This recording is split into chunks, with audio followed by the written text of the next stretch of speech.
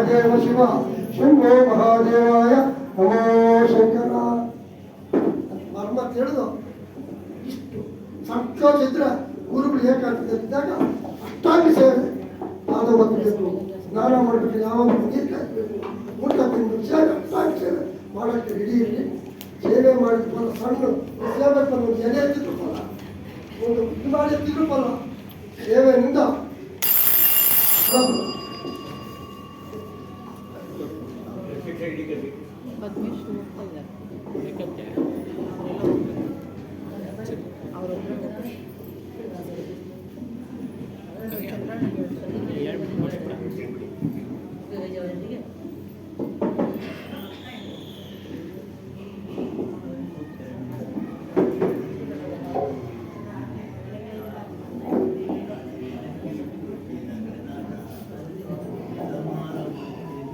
बोलिए श्री सद्गुरु कबीर साहिब की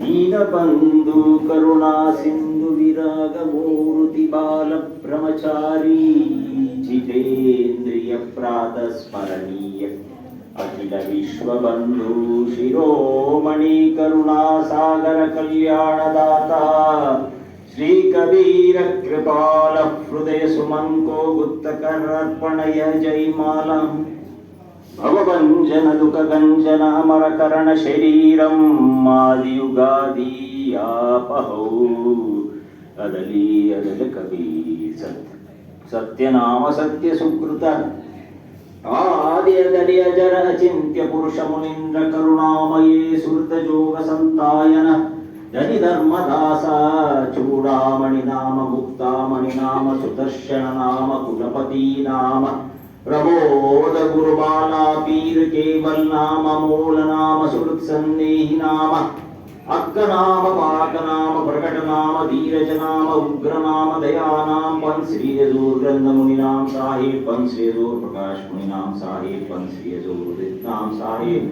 पन श्री यजूर मुकुंद मुनि नाम साहिब पन श्री यजूर अर्ध नाम साहिब पन श्री धर्माधिकारी साहिब की दया चार गुरु वंश बैलिस की दया सर्व संत महंत की दया सोलिकते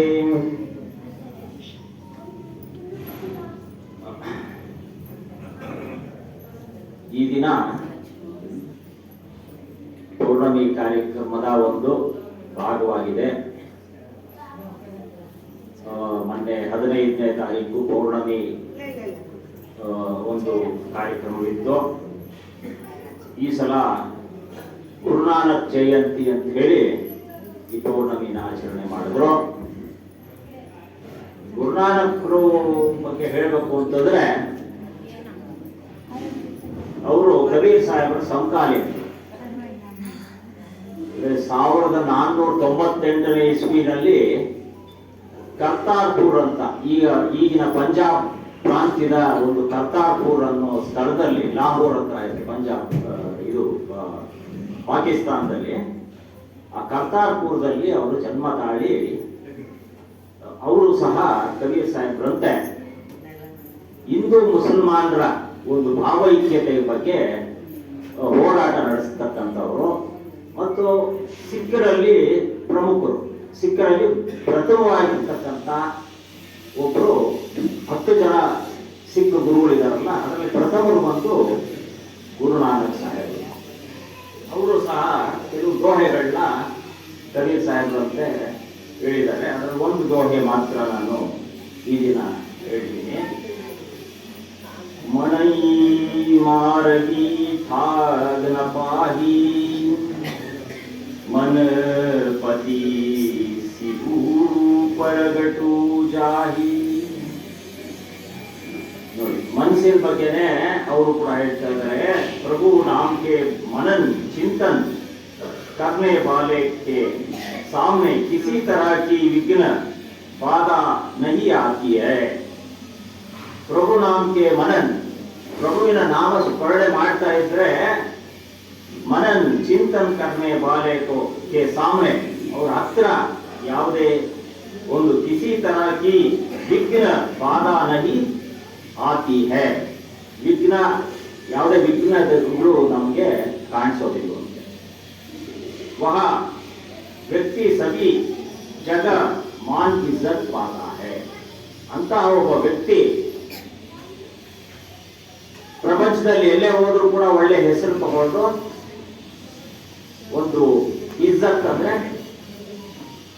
ಮರ್ಯಾದೆ ಇಟ್ಕೊಂಡು ನಡೀತಾನೆ ಅಂತಂತಾಗಿ ಈ ಒಂದು ಲೋಕೆ ಹೇಳಿ ಇವತ್ತು ಗುರುನಾನಕರ ಒಂದು ಜಯಂತಿ ಬಗ್ಗೆ ಒಂದು ಗೌರವಾರ್ಪಣೆ ಕೊಡ್ತಾ ನನ್ನ ಸತ್ಸಂಗನ ಪ್ರಾರಂಭ ಮಾಡ್ತೀನಿ. ಸತ್ ಸಂಘ ಅಂದ್ರೆ ಸಜ್ಜನರ ಸಂಘ ಅಂತ, ಎಲ್ಲ ಸತ್ಯವಂತರು ಅಂತ. ಸತ್ ಸಂಘದಲ್ಲಿ ಸಂಘ ಏನೋ ಸತ್ಯವಾಗಿದೆ, ಸಜ್ಜನರು ಸೇರ್ಕೊಂಡಿದ್ದಾರೆ, ಆದ್ರೆ ಸತ್ಯ ಆಲೋಚನೆಗಳು ಬರ್ತಕ್ಕಂಥ ಒಂದು ಸಂದರ್ಭ ಅಲ್ಲಿ ಪ್ರಸ್ತುತಿ ಆಗುತ್ತೆ. ಅದಕ್ಕೆ ಸತ್ಸಂಗಕ್ಕೆ ಮೂಲ ಪುರುಷ ಯಾರು? ಗುರು ಅಂತ. ಗುರು ಇದ್ರೆ ಆ ಸಂಘ ಎಲ್ಲ ಶಾಂತ ಚಿತ್ತತೆಯಿಂದ ಆಲಿಸ್ತಾ ಮನನ ಮಾಡ್ತಾ ನಮ್ಮ ಜೀವನದಲ್ಲಿ ಅದನ್ನ ಅಳವಡಿಸ್ಕೊಳ್ಳಕ್ಕೆ ಒಂದು ಮಾರ್ಗ ಅಂತ. ಯಾಕೆಂದ್ರೆ ಮನುಷ್ಯನಿಗೆ ಎಷ್ಟೋ ಸಂಶಯಗಳಿವೆ, ಕೇಳಕ್ಕೆ ಕೆಲವರಿಗೆ ಸಂಕೋಚನೂ ಇದೆ. ಆದ್ರೆ ಸಂಕೋಚ ಇದ್ರೂ ಪರವಾಗಿಲ್ಲ, ಸತ್ಸಂಗದಲ್ಲಿ ನಾವು ಕೂತಿದ್ದೀವಿ ಅಂದ್ರೆ ಗುರು ಹೇಳ್ತಕ್ಕಂಥ ವಾಕ್ಯದಲ್ಲಿ ಎಷ್ಟೋ ಉತ್ತರ ನಮ್ಗಲ್ಲೇ ಸಿಗೋ. ನಿಜಾನೋ ಸುಳ್ಳ? ಸಮಯ ಅಂತಕ್ಕಂಥದ್ದು ಬಹಳ ಮುಖ್ಯ. ಒಬ್ಬ ವ್ಯಕ್ತಿಗೆ ಸಮಯ ಅಂತಕ್ಕಂಥದ್ದು ಬಹಳ ಮುಖ್ಯ. ಯಾಕೆ ಮುಖ್ಯ ಸಮಯ?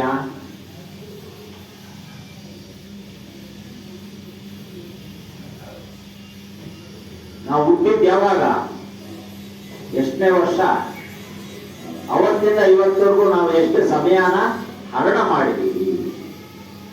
ಒಂದು ಟೈಮರ್ ಅಂತ ಇಟ್ಬಿಡಿ, ಟೈಮ್ ತಗೊಂಡು ಟೈಮರ್ ಇಟ್ಬಿಟ್ರೆ ಅಥವಾ ಅಲಾರಾಮ್ ಇಟ್ರೆ ಹೆಂಗೆ ಸರಿಯಾದ ಸಮಯ ಕೊಡ್ಕೊಡುತ್ತೆ. ಟೈಮರ್ ಅನ್ನೋದು ಒಂದೊಂದು ಗಳಿಗೆ ಕೂಡ ಕಳೀತಾ ಹೋಗುತ್ತೆ. 10 ನಿಮಿಷ ಅಂತ ಇಟ್ರೆ 9:59, 9:58, 9:57 ಈ ತರ ಒಂದೊಂದೇ ಕ್ಷಣ ಕಳ್ಕೊಂಡು ಹೋಗ್ತಾ ಇರೋದು ಎಷ್ಟು ಚೆನ್ನಾಗಿ ಗೊತ್ತಾಗುತ್ತೆ ನಮ್ಗೆ. ನೋಡ್ತಾ ಇದ್ದಂಗೆ ಮೈನಸ್ ಆಗ್ತಾ ಹೋಗುತ್ತೆ. ನಮ್ಮ ಜೀವನದಲ್ಲಿ ಇದೆ ಮೈನಸ್ ಮಾಡ್ಕೊಂಡು ಹೋಗ್ತಾ ಇದ್ದೀವಿ. ಆದ್ರೆ ಯಾರು ಕೂಡ ಜೀವನ ಏನು ಅಂತ ಅರ್ಥ ಮಾಡ್ಕೊಳಕ್ಕೆ ಬಹಳ ಸಮಯ ಹಿಡಿತಾ ಇದೆ. ನಮ್ಗೆ ರುಚಿಸೋದೆಲ್ಲ ಏನಾಗ್ತಾ ಇದೆ? ಸಂಸಾರನೇ ನಮ್ಗೆ ಎಲ್ಲ ಕಾಣೋದೆಲ್ಲ ಚಿತ್ರಣ ಸಂಸಾರದ್ದೇನೆ. ಸಂಸಾರದ ಚಿತ್ರಣನೇ ನಮ್ಮ ಕಣ್ಮುಂದೆ ಬರ್ತಾ ಇದೆ. ಪ್ರತಿದಿನ, ಪ್ರತಿ ರಾತ್ರಿ, ಪ್ರತಿ ಕ್ಷಣ ಕೂಡ ಸಂಸಾರ ಸಂಸಾರ ಸಂಸಾರ. ಅದರಿಂದ ಸಮಯದ ಬಗ್ಗೆ ನಾವು ಬಹಳ ಗಹನವಾಗಿ ಅರ್ಥ ಮಾಡ್ಕೊಂಡ್ರೆ ಇಲ್ಲಿ ಸ್ವಲ್ಪ ವಿಚಾರ ಇದೆ. ಕೆಲವು ಹಿಂದಿ ಮಾತಾಡೋರು ಇದ್ದಾರೆ, ಹಿಂದಿಯಲ್ಲೇ ಹೇಳ್ಕೊಳೋದು, ಕನ್ನಡದಲ್ಲಿ ಅರ್ಥ ಹೇಳ್ಕೊಳ್ತೀವಿ, ಕೇಳಿಸ್ಕೊಂಡು. ये मन सुख के बहाने से संसार के सब दुख मुझे देता रहा, लड़कपन और जवानी तथा बुढ़ापे का तमाशा बनाया. ಯಾವ್ಯಾವುದು ದುಃಖ ನನಗೆ ಬರ್ತಾ ಇದೆ, ಯಾವಾಗಿಂದ ಪ್ರಾರಂಭ ಆಯ್ತು ದುಃಖ ಅನ್ನೋದು? ಲಡಕ್ಪನ್ ಅಂದ್ರೆ ಮಗುವಿನಿಂದ, ಜವಾನಿ तथा बुढ़ापे में तमाशा बनाया. बुढ़ापे ಅಂದ್ರೆ ವೃದ್ಧಾಪ್ಯ, ಜವಾನಿ ನಮ್ಮ ಯೌವನ, ಮತ್ತೆ ಬಚ್ಪನ್ ಮಕ್ಕಳು. ಅಲ್ಲಿಂದ ಪ್ರಾರಂಭ ದುಃಖ ಅನ್ನೋದು. ಎಲ್ಲರಿಗೂ ದುಃಖ ಇದೆ ಹೇಳಿ, ಯಾವ ಸಂಸಾರದಲ್ಲಿ ದುಃಖ ಇಲ್ಲ? ಯಾರು ದುಃಖ ಇಲ್ಲ ಅಂತ ಹೇಳೋಂಗೆ ಇಲ್ಲ. ಎಲ್ಲರ ಮನೇಲಿ ದುಃಖ, ದುಃಖನೇ ಪ್ರಾರಂಭ. ಸಣ್ಣ ಮಗು ಕೂಡ ಅಳಿದ್ರೆ ಯಾವಾಗ? ಹಸುವಾದಾಗ. ಸಣ್ಣ ಮಗು ಅದಕ್ಕೇನು ಗೊತ್ತಿಲ್ಲ, ಹೇಳ್ಕೊಳಕ್ಕೂ ಬರಲ್ಲ, ಕಿರ್ಚಿತ್ತೆ, ಅಳುತ್ತೆ. ಆಮೇಲೆ ಅದಕ್ಕೆ ಬಣ್ಣ ಬಣ್ಣದ್ದು ಏನಾದರೂ ಕಾಣಿಸ್ತಾ ಇರುತ್ತೆ ಮಕ್ಕಳಿಗೆ, ಬೇಕು ಬೇಕು ಅನ್ನುತ್ತೆ, ಕೇಳಕ್ ಬಾಯಿರಲ್ಲ. ಅಲ್ಲಿಂದ ಪ್ರಾರಂಭ ದುಃಖ. ಅಲ್ಲಿಂದ ಬೆಳ್ಕೊಂಬಂತು ಯಮುನಕ್ಕೂ ಅದೇ ಪ್ರಾರಂಭ. ಯಮುನದಲ್ಲೂ ಬೇಕು ಬೇಕು ಬೇಕು. ನಾವು ಹಂಗೆ ಅನ್ಕೊಂಡಿದ್ವಿ. ನಾವು ಮಕ್ಕಳಾಗಿದ್ದಾಗ ಕೆಲವರೆಲ್ಲ ಹಿಂದಕ್ಕೆ ಹೋಗಿ ನೀವು ಯೋಚನೆ ಮಾಡಿ, ನಾನು ದೊಡ್ಡವನಾದ್ಮೇಲೆ ಹಂಗಾಗ್ಬೇಕು ಹಿಂಗಾಗ್ಬೇಕು, ಅಂತ ಕಾರಲ್ಲಿ ಓಡಾಡಬೇಕು, ನಮ್ಮಪ್ಪ ನನ್ಗೇನು ತೆಕ್ಕೊಟ್ಟಿಲ್ಲ, ನಾನೇ ದುಡಿಮೆ ಮಾಡೋವಾಗ ನಾನು ಹಂಗಿರ್ಬೇಕು ಹಿಂಗಿರ್ಬೇಕು ಅಂತೇಳೆಲ್ಲ ಬಂದರೆ, ಆದರೆ ಅಲ್ಲಿ ಹೋದಾಗ ಈಗ ನಮ್ಗೆ ಅರ್ಥ ಆಗುತ್ತೆ ನಾನೇನೂ ಮಾಡೋಕ್ಕಾಗಲಿಲ್ಲ. ನಮ್ಮಪ್ಪ ಹೆಂಗಿದ್ರೋ ನಾನು ಹಂಗಿದ್ದೆ. ಅದೇ ಮಾಡೋಕ್ಕಾಗಲ್ಲ ಅಂತಲ್ಲ, ಆ ಮನಸ್ಸು ಅರ್ಥ ಮಾಡ್ಕೊಳ್ಳೋಕೆ ಸಮಯ ಹಿಡಿತಾ ಹೋಗುತ್ತೆ. ಹೀಗೆ ಈ ದುಃಖದಲ್ಲೇ ನಮ್ಗೆ ಯಾಕೆ ದುಃಖ ಇದೆ ಅಂತಂದ್ರೆ, ದುಃಖ ಯಾಕಿದೆ? ಆಸೆ ಇರೋದ್ರಿಂದ ದುಃಖ. ಅದಕ್ಕೆ ಬುದ್ಧ ಹೇಳ್ಬಿಡ, ಆಸೆಯೇ ದುಃಖಕ್ಕೆ ಮೂಲ. ಆಸೆ ಪಡಬಾರ್ದು ಅಂತೇನಿಲ್ಲ, ಕೊಡ್ಬೇಕು. ನನ್ನ ಹತ್ರ 10 ರೂಪಾಯಿ ಇದ್ರೆ 2 ರೂಪಾಯಿ ಬಗ್ಗೆ ಖರ್ಚು ಮಾಡೋಕೆ ಆಲೋಚನೆ ಮಾಡೋಣ. ತಿಂಗಳಿಗೆ ನನ್ನ ಹತ್ರ 10 ರೂಪಾಯಿ ಇದೆ ಅಂದ್ರೆ 10 ರೂಪಾಯಿ ಹಿಂಗೆ ಬದುಕಬೇಕು ಅಂದ್ರೆ 10 ರೂಪಾಯಿ ಅಂತ ನಾನು ಅಂದಾಜಲ್ಲಿ ಹೇಳ್ತೀನಿ. ನನ್ನ ಸಂಬಳ 7,000 ರೂಪಾಯಿ ಅಂತಂದ್ರೆ 7,000ಕ್ಕೆ ನಾನು ಪ್ಲಾನ್ ಮಾಡಬೇಕು. ಅದಕ್ಕಿಂತ ಹೆಚ್ಚಾಗಿ ನನಗೆ ಸಂಪತ್ತು ಬೇಕು ಅಂದ್ರೆ ಅಷ್ಟೇ ಕಷ್ಟಪಡ್ಬೇಕು. ಸುಖ ಬೇಕು ಅಂದಾಗ ದುಃಖ ಇದ್ದೇ ಇದೆ. ಸುಖ ಅನ್ನೋದು ದುಃಖ ಮಿಶ್ರಿತ. ಈಗ ಓದ್ತಾ ಇರೋದು ಮುಮುಕ್ಷು ಸ್ಥಿತಿ ಅಂತ. ಮುಮುಕ್ಷು ಸ್ಥಿತಿ ಅಂದ್ರೆ ಏನೋ, ಮೋಕ್ಷದ ಸ್ಥಿತಿ ಯಾಕೆ ಕೊಡೋದು, ಯಾಗಿರುತ್ತೆ ಅನ್ನೋದಕ್ಕೆ ಈ ಗ್ರಂಥದಲ್ಲಿ ಹೇಳ್ಕೊಂಡು ಹೋಗ್ತಾ ಇದ್ದಾರೆ. ಮುಮುಕ್ಷು ಸ್ಥಿತಿ.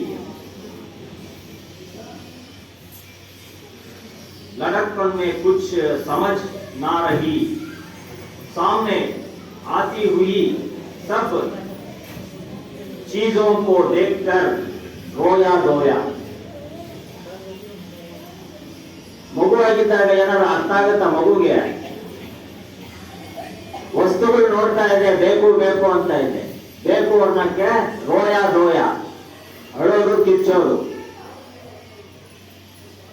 ಯಾರ ಹತ್ರ ಕಿಚ್ಚುತ್ತೆ ಮಗು?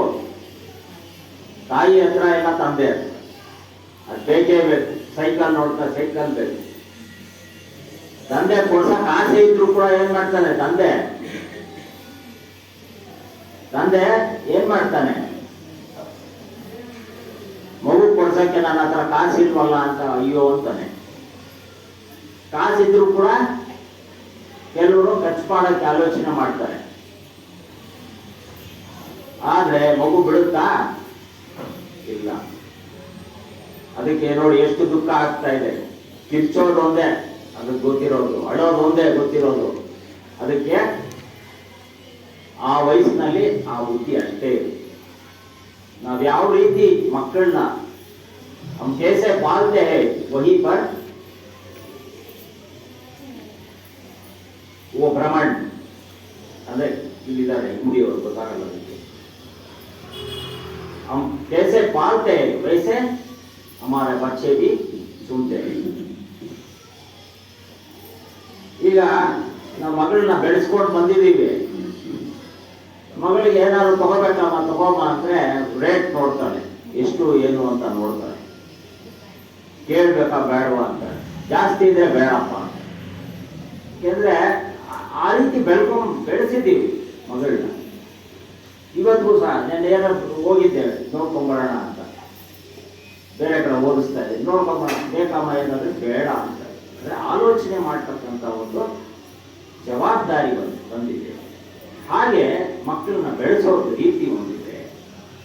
ಅದು ಸಣ್ಣ ವಯಸ್ಸಿನಿಂದ. ಈಗ ಬಿಟ್ಬಿಟ್ರೆ ಏನಾಗುತ್ತೆ? ಸತ್ಸಂಗಕ್ಕೆ ಕರ್ಕೊಂಡ್ಬರೋರು ಬರಲ್ಲ ಮಕ್ಕಳನ್ನ. ಏನೇ ಮಕ್ಕಳು ಬರೋದಿಲ್ಲ. ಟಿವಿ ನೋಡಬೇಕು, ಮೊಬೈಲ್ ನೋಡಬೇಕು. ಅದಕ್ಕೆ ನಾವು ಅಡಿಕ್ಟ್ ಆಗ್ತೀವಿ. ಒಂದು ವಿಚಾರ ಬಂತು ಅಂತಂದ್ರೆ ಮಕ್ಕಳು ಅರ್ಥ ಮಾಡ್ಕೊಳ್ಳೋ ಒಂದು ಆಲೋಚನೆ ಮಾಡೋ ಒಂದು ಶಕ್ತಿ ಹೊಂದ್ತಾರೆ. ಹಾಗೆ एक रोया धोया अधीरता के बश आकर क्षण क्षण में दुख भोगता रहा. देह के रोगों से हसज पीड़ा सहा. ಪರಂತು ಕಿಸಿ ಸೇ ಕಹಾನ ಸತಾ. ಒಳಗೇನೆ ದುಃಖ ಪಡ್ತಾ ಪಡ್ತಾ ಯಾವುದೋ ರೋಗಗಳು ಅನ್ಕೋತಾ ಇದೆ ಮನುಷ್ಯನಿಗೆ.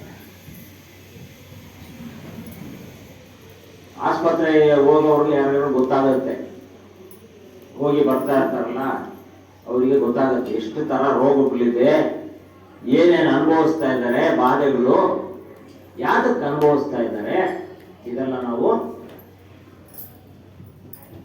ಅಲ್ಲಿ ಹೋದ್ರೆ ಗೊತ್ತಾಗತ್ತೆ ನಮಗೆ ಚಿತ್ರಾಣ. ಏನಿಲ್ಲ, ಮೊನ್ನೆನೆ ಪಾಪ ನೋಡಿ ದೀಪಾವಳಿ ಹಬ್ಬಕ್ಕೆ ಕಜ್ಜಾಯ ಮಾಡ್ತಾರೆ. ಕಜ್ಜಾಯ ತಗೊಂಡು ತಂದೆ ಆದವು 70 ವರ್ಷದ ತಂದೆ ಮಗಳನ್ನ ಹಿಂಬದಿ ಕೂರಿಸ್ಕೊಂಡು 42 ವರ್ಷದ ಮಗಳನ್ನ ಕೂರಿಸ್ಕೊಂಡು ಗಾಡಿನ ಹೋಗ್ಬೇಕಾದ್ರೆ, ಕಜ್ಜಾಯ ತಗೊಂಡು ಹೋಗ್ಬೇಕಾದ್ರೆ ಗಾಡಿ ಕೂತ್ಬಿಟ್ಟಿದೆ. ಗಾಡಿ ತಂದೆಗೆ ಕಾಲ್ ಫ್ರಾಕ್ಚರು, ಮಗಳಿಗೆ ರಿಪ್ಸ್ ಎಲ್ಲ ಕಟ್ ಆಗಿದೆ, ಫ್ರಾಕ್ಚರ್. ಯಾತಕ್ಕೆ ಹೋಗಿದ್ದವರು ಸುಖಕ್ಕೋಸ್ಕರ ಹೋದ್ರು, ಯಾರಿಗೋ ಒಬ್ಬರಿಗೆ ಹಂಚಕ್ಕೆ ಹೋದ್ರು. ಆದ್ರೆ ನಡೆದಿದ್ದೇನು ನಡೆದಿದ್ದು ಅಪಘಾತ ನಡೀತು. ಮನುಷ್ಯ ಬಹಳ ಒಳ್ಳೆ ಹೆಸರು ತೆಗೆದಿರ್ತಕ್ಕಂಥ ಒಂದು ಪತಿವ್ರತೆ ಪಾಪ ಹುಡುಗಿ. ಅಂತ ಹುಡುಗಿ ಈಗ ವೆಂಟಿಲೇಟರ್ ಒದ್ದಾಡ್ತಾ ಇದೆ. ಅದರಿಂದ ಸಮಯ ಅನ್ನೋದು ಬಹಳ ಮುಖ್ಯವಾದದ್ದು. ಸಮಯ ಅನ್ನೋದು ಬಹಳ ಮುಖ್ಯವಾದದ್ದು. ಎಷ್ಟೋ ಜನ ಮಕ್ಕಳು ಗಲಾಟೆ ಮಾಡಿ ಗಾಡಿ ಕೊಡ್ಸೋ ಪಾಪ ಅಂತ ಗಾಡಿ ತಗೊಳ್ತಾರೆ. ಗಾಡಿ ಕೊಡ್ಸದ್ಮೇಲೆ ರಸ್ತೆನಲ್ಲಿ ಬಿದ್ದು ಕೈಕಾಲು ಮುಡ್ಕೊಂಡವ್ರು ಇದೆ, ಜೀವ ಕಳ್ಕೊಂಡವ್ರು ಇದೆ. ಅದರಿಂದ ಆಲೋಚನೆ ಮಾಡ್ಬೇಕು ನಾವು, ಮನಸ್ಸನ್ನ ತನಗ್ ಬಿಡಬಾರ್ದು, ಯಾವ ರೀತಿ ಹೋಗ್ಬೇಕು ಅನ್ನೋದನ್ನ ಕಲಿಬೇಕು ಪಾಠ. ನೋಡಿ, ಇವರು ಪಾಪ ವಯಸ್ಸಾಗಿದೆ, 70 ವರ್ಷ ಆದವ್ರು ಗಾಡಿ ತಗೊಂಡು ಹೋಗ್ಬೇಕು ಅಂತಂದ್ರೆ ವಿಧಿ ವಿಚಿತ ಅಂತ ಹೇಳ್ತಾರೆ.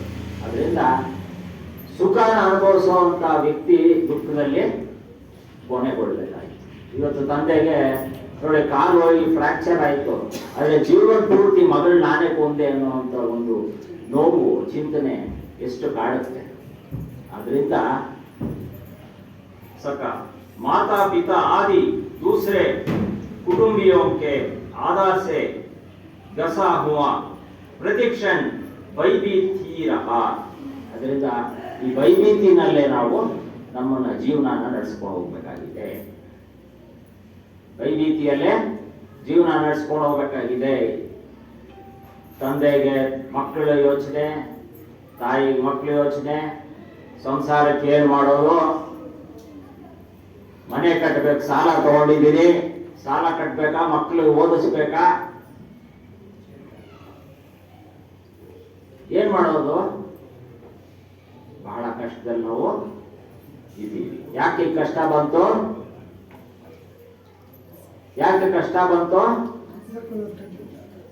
ವಿಚಾರ ಇಲ್ಲ, ಸತ್ಸಂಗ ಇಲ್ಲ, ಸಜ್ಜನರ ಸಹವಾಸ ಇಲ್ಲ. ಆ ಮನೆ ನೋಡ್ದೆ, ಈ ಮನೆ ನೋಡ್ದೆ, ಅವ್ರ ಮನೆ ನಮ್ಮ ಮನೆಗೆ ಬೇಕು, ಆದ್ರೆ ದುಡ್ಡಿಲ್ಲ. ಎಷ್ಟು ಜನ ಕಳ್ತನ ಮಾಡ್ತಾರೆ ಪಾಪ. ಯಾಕೆ ಮಾಡ್ತಾ ಇದಾರೆ ಅಂತ ಯೋಚನೆ ಮಾಡ್ತಾ ಇದಾರೆ. ಯಾರಾದ್ರೂ ಕಳ್ತನ ಯಾಕೆ ಮಾಡ್ತಾ ಇದಾರೆ? ಹೊಟ್ಟೆ ಬಾಳ್ಗೆ ಯಾಕೆ ಮಾಡ್ತಾರೆ. ಕೆಲವರು ಕಳ್ತನ ಮಾಡೋದು ಯಾಕೆ ಮಾಡ್ತಾ ಇದಾರೆ? ಎಲ್ಲ ಹೊಟ್ಟೆ ಬಾಳ್ಗೆ ಕಳ್ತನ ಮಾಡಿದ್ರೆ ಪರವಾಗಿಲ್ಲ, ಏನೋ ಅಯ್ಯೋ ಪಾಪ ಅಂತ ಹೇಳಿ ಸಹಾಯ ಮಾಡಬಹುದು. ಆದ್ರೆ ಐಷಾರಾಮಿ ಜೀವನ ನೋಡ್ಕೊಂಡ್ಬಿಟ್ಟಿದ್ದಾರೆ. ಐಷಾರಾಮಿ ಅಂದ್ರೆ ಕಾಲೇಜ್ಗೆ ಹೋಗ್ತಾರೆ, ಕಾಲೇಜಲ್ಲಿ ನನ್ನ ಫ್ರೆಂಡ್ ಹತ್ರ ಇರ್ತಕ್ಕಂಥ ವಸ್ತು ನನಗೆ ಬೇಕು ಅಂತಾರೆ. ಆ ರೀತಿ ಬದುಕಕ್ಕೆ ತಂದೆ ಹತ್ರ ಕಾಸಿರಲ್ಲ, ಕಳ್ತನ ಮಾಡು. ಮತ್ತೆ ಮನಸ್ಸು ವಿಚಲಿತವಾಗ್ತಾ ಇದೆ, ಪಾರ್ಟಿಗಳು ಹೋಗ್ತಾರೆ, ಪಾರ್ಟಿನಲ್ಲಿ ಏನೇನೋ ಧೂಮಪಾನಗಳು ಅದು ಇತ್ಯಾದಿಗಳಿಂದ ಮಕ್ಕಳು ಹಾಳಾಗ್ತಾ ಇದ್ದಾರೆ. ಅದಕ್ಕೆ ಕಾಸು ಬೇಕಾಗತ್ತೆ, ಕಳ್ತನ ಮಾಡ್ತಾರೆ. ಅದರಿಂದ ಮಕ್ಕಳನ್ನ ನಾವು ಗಮನಿಸ್ತಾ ಇರ್ಬೇಕು. ಮಕ್ಕಳನ್ನ ಬಿಟ್ಬಿಡೋದಲ್ಲ, ಮಕ್ಕಳನ್ನ ಗಮನಿಸೋದು ಈಗ ತಂದೆ ತಾಯಿಗಳ ಒಂದು ಕರ್ತವ್ಯನೇ ಆಗೋಗಿದೆ. ಸ್ಕೂಲಲ್ಲಿ ಓದಿಸ್ತಾ ಇದ್ದೀನಿ, ಕಾಲೇಜಲ್ಲಿ ಓದಿಸ್ತಾ ಇದ್ದೀನಿ ಅಂತ ಬಿಟ್ಕೊಳ್ಬೇಡಿ. ಕಣ್ಣು ಹಿಂದೆನೇ ಇರಬೇಕು, ಕಾಪಾಡ್ಕೋಬೇಕು. ಏನೇನಾಗತ್ತೆ, ಯಾವ ಕ್ಷಣದಲ್ಲಿ ಏನು ಆಗತ್ತೆ ಅಂತ ಯಾರು ಕೂಡ ನೋಡ್ಲಿಕ್ಕೆ ಅಸಾಧ್ಯ. ಅದರಿಂದ ಮನಸ್ಸು ಬಹಳ ಮುಖ್ಯ. ಅದು ಯಾಕೆ ಅಂತಂದ್ರೆ ನೋಡಿ, ಮನಸ್ಸಿನ ಬಗ್ಗೆ ಹೇಳ್ಬೇಕಂದ್ರೆ ಇದು ಒಂದು ಕಥೆನೇ ಕಥೆ ಹೇಳ್ಬೇಕಾಗತ್ತೆ. ಒಂದ್ಸಲ ಏನಾಗತ್ತೆ ಅಂದ್ರೆ ನೋಡಿ, ಜನಕ್ ಮಹಾರಾಜರು ನಿದ್ದೆ ಮಾಡ್ತಾ ಇರ್ತಾರೆ. ನಿದ್ದೆ ಮಾಡ್ಬೇಕಂದ್ರೆ ಅವರಿಗೆ ಕನಸು ಕಾಣುತ್ತೆ. ಕನಸಿನಲ್ಲಿ ಬೇರೆ ದೇಶದ ರಾಜ ಬಂದು ಏನ್ ಮಾಡ್ತಾನೆ ಅಂದ್ರೆ ಅತಿಕ್ರಮಣ ಮಾಡ್ತಾ ಇದ್ದಾನೆ, ಯುದ್ಧ ಮಾಡ್ಕೊಂಡು ಬರ್ತಾ ಇದ್ದಾನೆ. ಮಾಡ್ಕೊಂಡು ಬಂದು ರಾತ್ರಿ ಎಲ್ಲ ಸೈನಿಕರೆಲ್ಲ ಮಲಗಿರೋ ಸಂದರ್ಭದಲ್ಲಿ ಅವನು ಎಲ್ಲರನ್ನೂ ಸಾಯಿಸ್ಕೊಂಡು ಕೊನೆಗೆ ರಾಜನ ಹತ್ರ ಬಂದು ನಿಂತಿರ್ತಾನೆ. ಜನಕ್ ಮಹಾರಾಜನ ಹತ್ರ ನಿಂತು, ನೀನು ಸೋತಿದ್ಯಾ ಅಂತ ಹೇಳ್ತಾನೆ. ನೀನು ಸೋತಿ ನಿಂತಿದ್ಯಾ ಅಂತ. ಆದ್ರೆ ಮರುದಿನ ಬೆಳಿಗ್ಗೆ ಎದ್ದೇಳ್ತಾನೆ, ನೋಡಿದ್ರೆ ತನ್ನ ಒಂದು ಶಯನಾಗ್ರಹ ಮಲಗಿರೋ ಗ್ರಹದಲ್ಲಿ ಆರಾಮಾಗಿದ್ದಾನೆ. ಯಾರು ಬಂದಿಲ್ಲ, ಏನೂ ಆಗಿಲ್ಲ. ಇದು ಬರೀ ಸ್ವಪ್ನ ಆಗಿತ್ತು. ಏನಾಗಿತ್ತು? ಸ್ವಪ್ನ ಆಗಿತ್ತು. ಆದ್ರಿಂದ ಅವಾಗ ಅವನಿಗೆ ಒಂಥರ ಆಲೋಚನೆ ಬರುತ್ತೆ, ಏನು ಇದು ಈ ತರ ಎಲ್ಲ ಆಯ್ತು ಅಂತ. ಸಭೆಯಲ್ಲಿ ಬುದ್ಧಿವಂತರನ್ನೆಲ್ಲ ಕೇಳ್ಕೊಳ್ತಾರೆ, ಏನು ಈ ತರ ಆಯ್ತು, ಯಾಕಾಯ್ತು, ಮನಸ್ಸು ಯಾಕೆ ಈ ತರ ವಿಚಲಿತವಾಯಿತು, ಇದು ಸತ್ಯನಾ ಅಸತ್ಯನಾ, ಯಾವ್ದು ಸತ್ಯ ಯಾವ್ದು ಅಸತ್ಯ? ಈ ಪ್ರಶ್ನೆಗೆ ಉತ್ತರ ಯಾರು ಕೊಡ್ಲಿಕ್ಕೆ ಸಾಧ್ಯ ಆಗ್ಲಿಲ್ಲ. ಯಾರೋ ಹೇಳ್ತಾರಂತೆ, ಅಷ್ಟಾವಕ್ರನ ಕರೆಸು, ಆತ ನಿಮ್ಗೆ ಇದ್ರ ಬಗ್ಗೆ ಉತ್ತರ ಕೊಡಬಹುದು. ಅಷ್ಟಾವಕ್ರ ಅಂದ್ರೆ ಅಷ್ಟ ಅಂಗಗಳು ವಕ್ರವಾಗಿರುತ್ತೆ. ಆತನ ಕರೆಸಿದಾಗ ಸಭೆಯಲ್ಲೆಲ್ಲ ಆತನ ನೋಡ್ತಾನೆ ನಗ್ಬಿಡ್ತಾರಂತೆ ಜನ. ಅವಾಗ ಅಷ್ಟಾವಕ್ರ ಮಹಾಮುನಿ ಹೇಳ್ತಾರಂತೆ, ನೋಡಿ, ಇಂಥವ್ರನ್ನೆಲ್ಲ ಇಟ್ಕೊಂಡು ನೀನು ಪ್ರಶ್ನೆ ಮಾಡಿದ್ಯಾ, ನಿನ್ಗೇನು ಉತ್ತರ ಸಿಗುತ್ತೆ? ಅಷ್ಟ ಅಂಗಗಳು ವಕ್ರ ಇರೋದು ನನ್ನಂತ ಒಂದು ಜೀವಾತ್ಮನ ನೋಡಿ, ಒಂದು ಮಾಂಸ ಇರ್ತಕ್ಕಂಥದ್ದು ನೋಡಿ ಇವರೆಲ್ಲ ನಕ್ಬಿಟ್ರು ನನ್ನ ನೋಡಿಯೇ. ಆದ್ರೆ ಸಹಜವಾಗಿ ಆತ್ಮ ಇದೆಯಲ್ಲ, ಅದಕ್ಕೆ ಗೌರವ ಏನ್ ಕೊಟ್ರು ಗೌರವ ಆತ್ಮಕ್ಕೆ? ಪ್ರಶ್ನೆ. ಆಗ ಜನಕ್ ಮಹಾರಾಜರು ಕ್ಷಮೆಯಾಚನೆ ಮಾಡ್ತಾ ಎಲ್ಲ ತಲೆಗಳು ತಗ್ಗಿಸ್ಕೊಂಡ್ಬಿಡ್ತಾರೆ. ಜನಕ್ ಮಹಾರಾಜರು ಕ್ಷಮೆಯಾಚನೆ ಮಾಡೋದು ಸಾಮಾನ್ಯ. ಜ್ಞಾನಿ ಜನಕ್ ಮಹಾರಾಜರೇ ಮಹಾಜ್ಞಾನಿಗಳು. ಆ ಜ್ಞಾನಿಗಳೇ ಕ್ಷಮೆ ಯಾಚನೆ ಮಾಡ್ಬೇಕಾದ್ರೆ ಸಭೆಯಲ್ಲಿ ಕೂತಿರ್ತಕ್ಕಂಥವ್ರ ಸಭಿಕರೆಲ್ಲ ತಲೆ ಬಾಗಿಸ್ತಾರೆ. ಆಗ ಅಷ್ಟಾವಕ್ರ ಮಾತ್ರ ಈ ತರ ಪ್ರಶ್ನೆ ಕೇಳಿದಾಗ, ಅಪ್ಪ, ನೀನ್ ಈಗ ಏನ್ ಮಾಡ್ತಾ ಇದ್ಯಾ? ಈಗ ನೀನ್ ಮಾಡ್ತಾ ಇರೋದೇನೋ, ಕೂತಿದ್ಯಾ, ಸಭೆನಲ್ಲಿ ಕೂತಿದ್ಯಾ. ಆಗ ನೀನ್ ಮಾಡ್ತಾ ಇದ್ದಿದ್ದೇನೋ ಎಲ್ಲವೂ ಏನೋ ಅದು ಕನಸಾಗಿತ್ತು, ಇದು ನನಸು. ಈ ಕನಸಲ್ಲೇ ಆಗ್ಲಿ ನನಸಲ್ಲೇ ಆಗ್ಲಿ ಎರಡೂ ನಡೀತಾ ಇರೋದು ಏನೋ, ಎರಡು ನಡೀತಾ ಇರೋದು ಸುಳ್ಳೆ. ಸಹಜ ಇರ್ಬೋದು, ದಿನಚರಿ ಇರ್ಬೋದು. ನೆನ್ನೆ ಏನ್ ಮಾಡಿದೆ ಅನ್ನೋದು ಇವತ್ತು ಜ್ಞಾಪಕ ಇದೆಯಾ ನನಗೆ? ಒಂದು 10 ವರ್ಷದಿಂದ ಏನ್ ನಡೀತು ಅನ್ನೋದನ್ನ ನಾನು ಮರ್ತ್ಬಿಟ್ಟಿರ್ತೀನಿ. ನಾಳೆ ಅನ್ನೋದ್ರ ಬಗ್ಗೆ ನನಗೆ ಗೊತ್ತಿಲ್ಲ. ಇಂದು ನಾನು ಏನು ಅಷ್ಟೇ. ನನಗೆ ಈಗ ಏನ್ ಮಾಡ್ತಾ ಇದ್ದೀನಿ, ಸಭೆನಲ್ಲಿ ಕೂತಿದ್ಯಾ, ಇಷ್ಟೇ ಜೀವನ ಅಂತಕ್ಕಂಥದ್ದು. ನೆನ್ನೆದಾಗೋಯ್ತು, ನಾಳೆ ಏನು ಗೊತ್ತಿಲ್ಲ. ಇವಾಗ ನಡೀತಾ ಇರೋದು ಕ್ರಿಯೆ. ಅದರಿಂದ ನಿನ್ನನ್ನು ನೀನು ಅರ್ಥ ಮಾಡ್ಕೊಳ್ಳೋಕ್ಕೆ ಪ್ರಯತ್ನ ಪಟ್ರೆ ಸಾಕು ಅಂತ ಹೇಳ್ತಾರೆ. ಹಾಗೆ ಮನಸ್ಸು ಅಂತಕ್ಕಂಥದ್ದು ಬಹಳ ಪ್ರಮುಖವಾಗಿರ್ತಕ್ಕಂಥದ್ದು ಜೀವನದಲ್ಲಿ. ನಾವೆಲ್ಲರೂ ಇರ್ತಕ್ಕಂಥದ್ದು ಏನೋ ತಗೊಂಡ್ಬಂದಿದ್ದೀರಾ ಎಲ್ಲರೂ? ಒಂದು ಮಾತ್ರ ಬಂದಿದೆ, ಒಂದೇ ಹೋಗೋದು. ಅದೇನದು? ಜೀವ, ಆತ್ಮ ಒಂದೇ ಬಂದಿದೆ, ಒಂದೇ ಹೋಗುತ್ತೆ. ಇನ್ನೆಲ್ಲ ಏನು? ಜಡ ಅಂದ್ರೆ ಏನು? ಪಂಚಭೂತ ಶರೀರ, ಪಂಚಭೂತ ಲೀನವಾಗುವುದು. ಗಾಳಿನೂ ಇಲ್ಲೇ ಹೋಗ್ತೀವಿ, ಮಣ್ಣು ಇಲ್ಲೇ ಕೊಟ್ಟು ಹೋಗ್ತೀವಿ. ಎಷ್ಟೋ ಅಂಶಗಳಿದೆ ನಮ್ಮಲ್ಲಿ, ಭೂಮಿ ತತ್ವಗಳೆಲ್ಲ ನಮ್ಮಲ್ಲಿ ಕೂಡಿಕೊಂಡಿದೆ. ಈ ಭೂಮಿ ತತ್ವ ಎಲ್ಲ ಎಲ್ಲಿ ಹೋಗುತ್ತೆ? ಭೂಮಿಗೆ ಹೋಗುತ್ತೆ. ಬಂದಿರೋದೊಂದೇ ಆತ್ಮ, ಹೋಗೋದೊಂದೇ ಆತ್ಮ. ಅದರಿಂದ ಎಷ್ಟೋ ಜೀವರಾಶಿಗಳಲ್ಲಿ ನಾವು ಬಂದು ಹೋಗ್ತಾ ಇದ್ದೀವಿ. आगे बढ़कर खेल कूद लड़ाई झगड़ा में फंसकर समय रत्न खो दिया. समय रत्न ಅಂತ ಹೇಳಿ ಟೈಮ್ ಇಸ್ ವೆರಿ ವ್ಯಾಲ್ಯೂಯಬಲ್. ಸಮಯ ಅಂತಕ್ಕಂಥದ್ದು ಬಹಳ ಮುಖ್ಯ. ಅಂದ್ರೆ ನಾವೇನ್ ಮಾಡ್ತಾ ಇದ್ದೀವಿ? ಜಗಳ, ಲಡಾಯಿ ಜಗಳ, ಹೊಡೆದಾಟ ಮಾಡ್ಕೊಂಡ ಇದ್ದೀವಿ. ಏನಕ್ಕೆ ಹೊಡೆದಾಟ ಮಾಡ್ಕೊಂಡಿದ್ದೀವಿ? ಆಸ್ತಿ ಹೊಡೆದಾಟ ಮಾಡ್ಕೊಂಡಿದ್ದೀವಿ.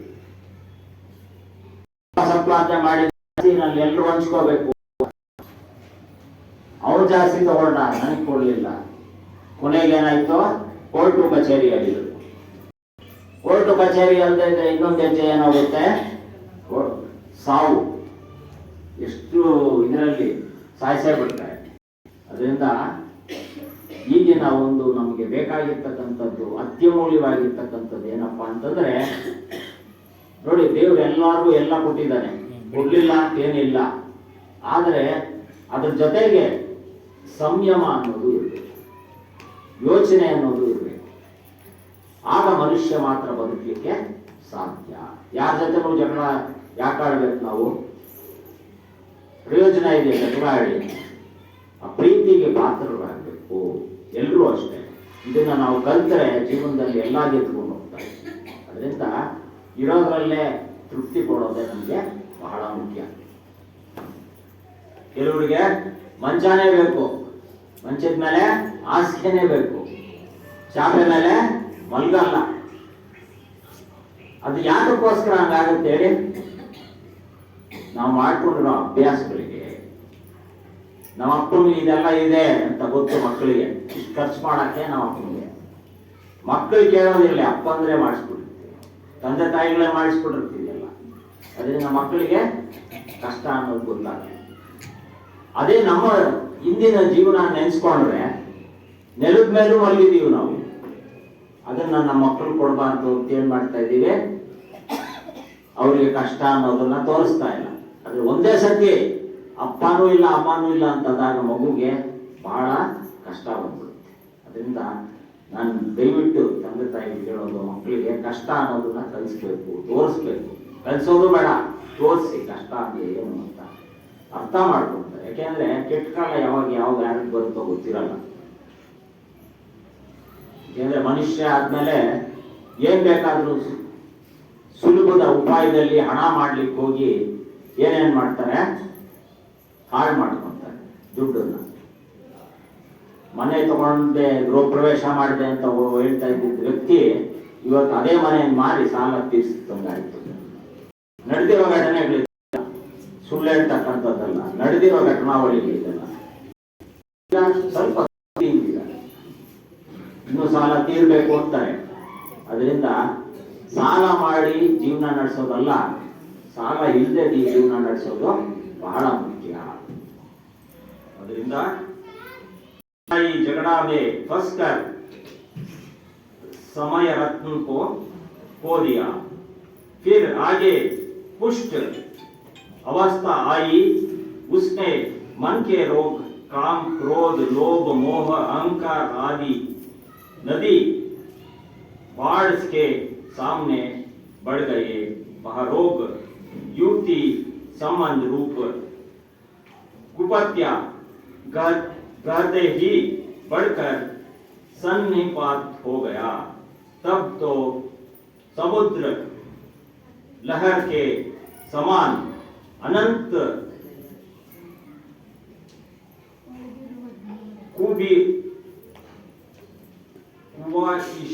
ख्वाहिशें बढ़ गई, जिससे पग पग के कष्ट को ही अनुभव किया. भोग न मिलने पर दुख तो हुआ ही. ಅಂದ್ರೆ ಯವನಾಪಿ. ಇಷ್ಟೊತ್ತು ನಾನು ಬಾಲ್ಯಾವಸ್ಥೆ ಹೇಳ್ಕೊಂಬಂದೆ. ಯುವನಾವಸ್ಥೆಯಲ್ಲಿ ಎಷ್ಟೆಷ್ಟು ದುಃಖ ಆಯಿತು, ಮಕ್ಕಳು ಯಾಕೆ ಹಿಂಗಾದ್ರು, ಇದೆಲ್ಲ ನಾವು ನೋಡ್ತಾ ಇದ್ದೀವಿ. ಈಗ ಯೌವನ ಬಂತು. ಯೌವನ ಬಂದಾಗ ಏನು? ಯೌವನ ಬಂದಾಗ ನೋಡಿದ್ದೆಲ್ಲ ಬೇಕು, ನೋಡಿದ್ದೆಲ್ಲ ಬೇಕು, ಕೇಳಿದ್ದೆಲ್ಲ ಬೇಕು, ಎಲ್ಲ ಆಗ್ತಾ ಇದ್ದಂಗೆ ಸಿಕ್ಲಿಲ್ಲ ಅಂದ್ರೆ ದುಃಖದ ಅತೀವ ದುಃಖ ಅನುಭವಿಸ್ತಕ್ಕಂಥವಾಗಿದೆ. ಅತೀವ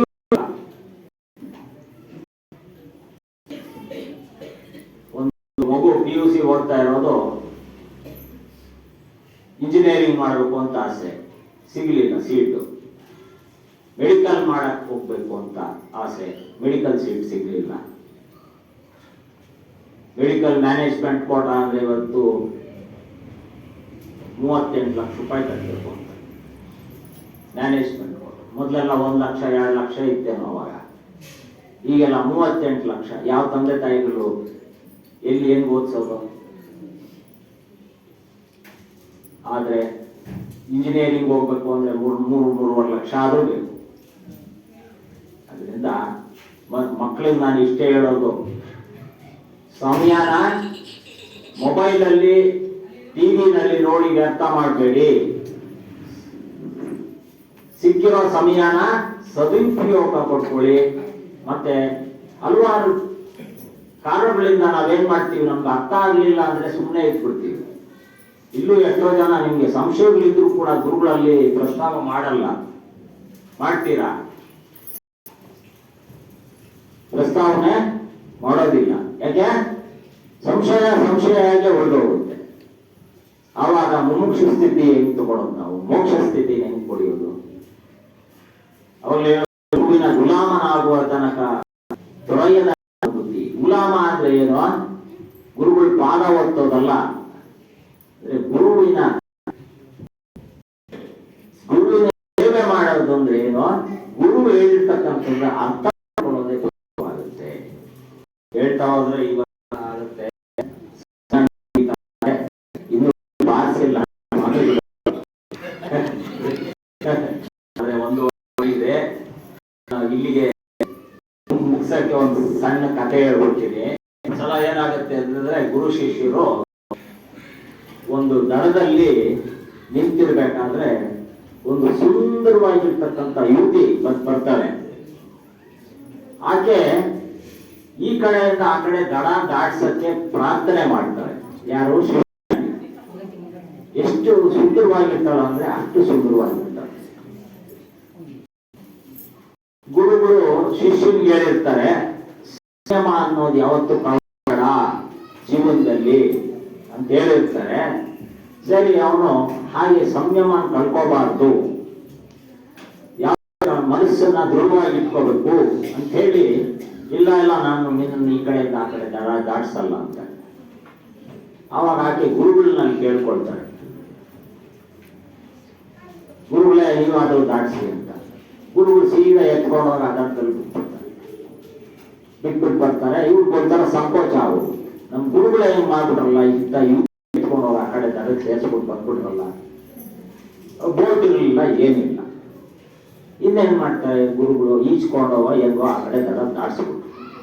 ನಿಮ್ಗೆ ಅನುಮಾನ ಕಾಡ್ತಾನೆ ಇದೆ.